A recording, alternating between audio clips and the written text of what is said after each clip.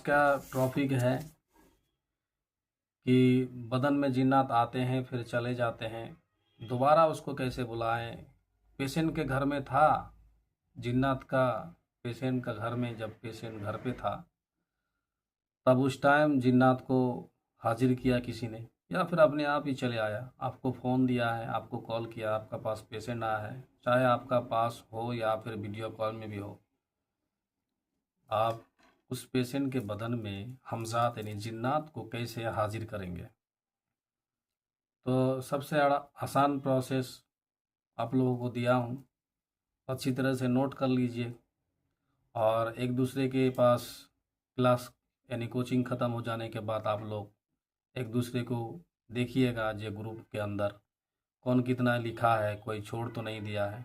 ज़्यादा तो अमल नहीं है, 2 ही आयत है सूरह रहमान के। 2 आयत को आप इशा की नमाज के बाद 41 मरतबा आगे पीछे दरूद इस्तिग़फ़ार के साथ अमल कर लीजिए। जब आपका 41 दिन एक चिल्ला हो जाते हैं तब इस अमल की आपको पावर मिल जाएगा, रूहानी फैज़ पावर मिलेगा।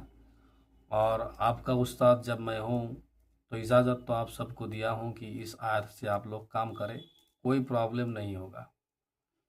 इसके पहले बैच में भी जो लोग काम कर रहे थे मेरे पास आए कि हज़रत ताबीज़ का किताब देख के करता हूँ तो इतना काम नहीं मिलता है। आपने बोला देखो हज़रत, अगर आपका पास हमजात या जिन्नात ना हो तो इस लाइन पे आपको काम करने से पहले 1000 मरतबा सोचना पड़ेगा। ये अल्लाह वालों का लाइन है, आम इंसान की नहीं।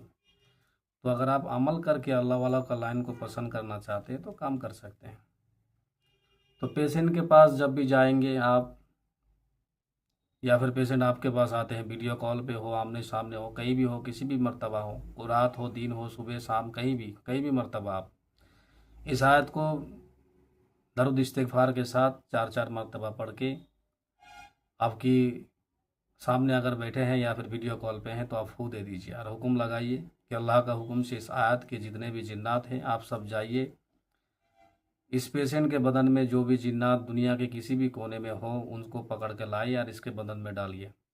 आप 30 से लेकर 1 मिनट तक घड़ी के इंतज़ार करें और इस आयत को पढ़ते रहिए।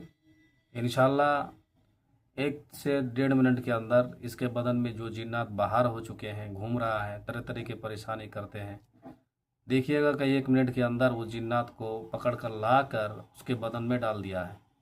अब जैसे ही डालते हैं तो आपको समझ में आएगा कैसा, वो चिल्ला चिल्ली करने लगेगा, ऐसा करेगा कि 10 बंदा उसको पकड़ ले फिर भी उसको रोक नहीं पाएगा। तो आप जल्द से जल्द इस सूरह यासीन का 9 नंबर आयत देकर आप उसको कैद खाना में जल्दी डाल दीजिए।